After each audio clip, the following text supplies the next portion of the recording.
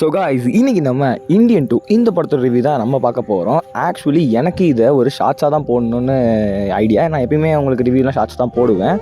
But ஆனால் எனக்கு ஆத்திரம் தாங்கலைங்க. இந்த படத்தை பற்றி கொஞ்சம் நிறைய பேசணும் அப்படிங்கிறதுக்காக தான் நான் இதை ஒரு ரிவ்யூ வீடியோவாகவே போட்டிருக்கேன். ஸோ மறக்காமல் சப்போர்ட் பண்ணுங்கள், இந்த வீடியோ ஃபுல்லாக பாருங்கள். ஸோ சட்டுப்புட்டுன்னு வீடியோ ஆரம்பித்து நம்ம வீடியோக்குள்ளே போயிடலாம்.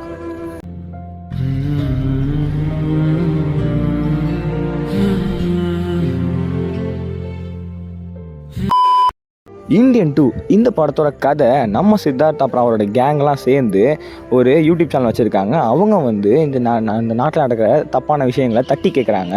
ஆனால் என்னதான் தட்டி கேட்டாலுமே அவங்களால தண்டனை வாங்கி கொடுக்க முடியல. ஸோ இப்படி இருக்கிற இவங்கெல்லாம் தண்டனை கொடுக்கணும், இவங்கெல்லாம் கண்டிப்பாக வந்து பனிஷ் பண்ணணும் அப்படிங்கிறதுக்கு யாராவது வரணும் அப்படின்னு ஆசைப்பட்றாங்க. அதுக்காக இவங்க என்ன பண்ணுறாங்க, இந்தியன் தாத்தா வர வைக்கலாம் அப்படின்னு சொல்லிட்டு இந்தியன் தாத்தாவை வர வைக்கிறதுக்காக ட்வீட்ஸ் பண்ணுறாங்க. ட்வீட் பண்ணி இந்த இந்தியன் தாத்தாவை நம்ம தமிழ்நாட்டுக்கு வர வைக்கிறாங்க. இப்போது இந்தியன் தாத்தா வந்து மறுபடியும் வந்து வெஜிலண்டியாக மாதிரி எல்லாரையும் கொலை பண்ணாரா, அவர் எப்படி வந்து எல்லாரையும் பண்ணுறாரு, அப்புறம் வந்து நீதி நியாயம்லாம் கிடைக்குதா அப்படிங்கிறது தான் இந்த படத்தோட மொத்த கதை. ஒரே வார்த்தையில் சொல்லணும்னா இந்த படம் ஷங்கர் படம் இல்லை. நான் மூவிஸ்லாம் பார்க்கணும், மூவி லவர் ஆனதுக்கு ஒரு மிகப்பெரிய காரணமும் வந்து ஒரு சங்கர் சார் தான். அவரோட படங்களை வந்து எனக்கு நிறையவே இன்ஸ்பயர் பண்ணியிருக்கு.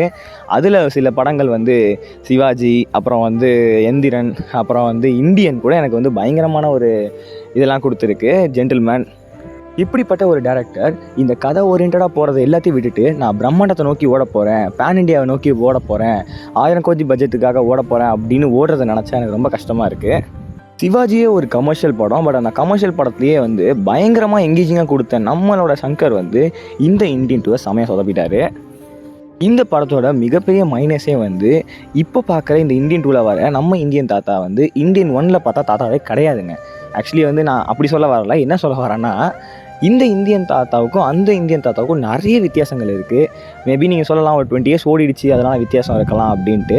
ஏங்க மேனரிசமில் வித்தியாசம் இருந்தால் பரவாயில்ல, பாடி விஷுவல்லே நிறைய வித்தியாசம் இருக்குங்க. இந்தியன் தாத்தா லுக் வைஸே வேறு மாதிரி இருக்கார். நமக்கு என்ன தெரியும், வயசு ஆக ஆக வந்து உடம்பு வந்து வேறு மாதிரி மாறும், ஐ மீன் ரொம்ப வீக்காக மாறும் தான் நமக்கு கேள்விப்பட்டிருக்கோம்.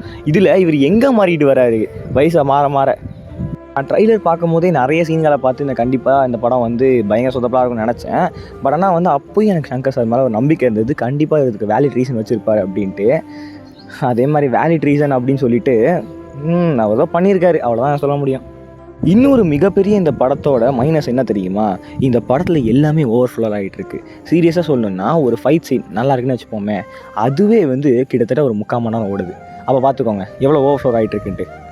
அப்புறம் நம்ம இந்தியன் தாத்தா வந்து இந்த தப்பு பண்ணுறவங்களாம் உட்கார வச்சு அவங்கள கொல்லுவாங்கல்ல, இந்த சீன் வந்து ரொம்ப எப்பிக்கான சீன் இந்தியன் 1 இருக்கும். அதே சீன் இந்த படத்துலேயே இருக்குது.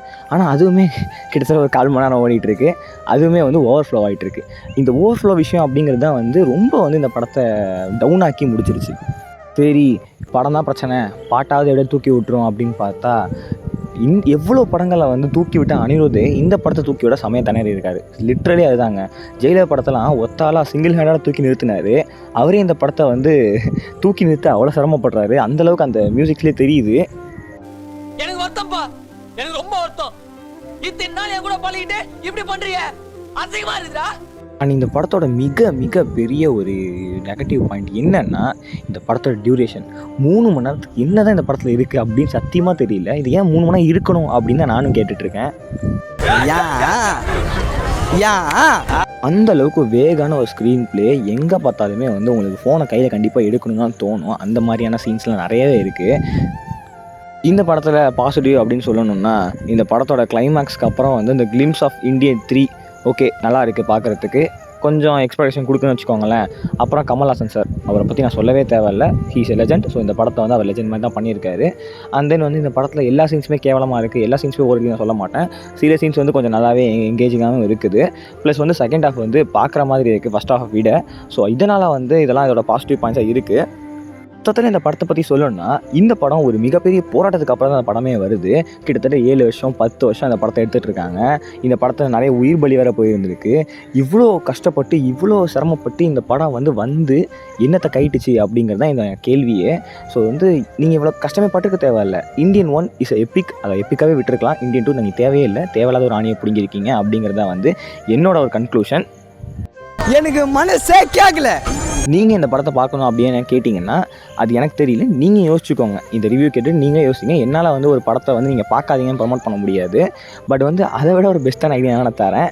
ஜூலை 12 அன்றைக்கி மகாராஜா படத்தோட HD OTT ரிலீஸ் நெட்ஃப்ளிக்ஸில் அவைலபிளாக இருக்குது. நீங்கள் போய் அப்படின்னா செக் பண்ணி பாருங்கள். நிறைய படங்கள் இப்போ HD ரிலீஸ் வந்துருக்கு. இந்த மாதிரி உங்களுக்கு இன்ஃபர்மேஷன் தான் வேணும்னா நம்மளோட வாட்ஸ்அப் குரூப் ஒன்று இருக்குது. அதோட லிங்க்கை டிஸ்கிரிப்ஷனில் தரேன். இந்த மாதிரியான OTT ரிலீஸ் என்னென்னைக்கு வருது, எப்போ ரிலீஸ் ஆகுது, ப்ளஸ் எந்தெந்த OTT பிளாட்ஃபார்ம் ரிலீஸ் ஆகுது அப்படிங்கிறத நம்ம அப்டேட் பண்ணிகிட்டே இருக்கோம். ஸோ மறக்காமல் போய் செக் பண்ணுங்கள். ஓகே கைஸ், இன்னொரு தரமான வழியில் உங்களை சந்திக்கிறேன். அது வரைக்கும் ஸ்டே டியூன். நான் ஸ்பைடி கமெண்ட்ரி. Good bye. எனக்கு இந்தியன் 4 தாங்க பிடிக்கும். சம்மந்தம்லாம் பேசிட்டு இருக்கீங்க. சபதல பாடவும் செய்வேன். எதுவும் மாறலையே, கம் பேக் இண்டியன். எவனோ திருந்தலையே, கம் பேக் இண்டியன். அது சினிமா புரிதல் இல்லாதவங்க சில பேர் எப்படி புரிஞ்சிட்டு இருக்காங்களா, உங்களுக்கு இந்தியன் 2 பிடிக்கல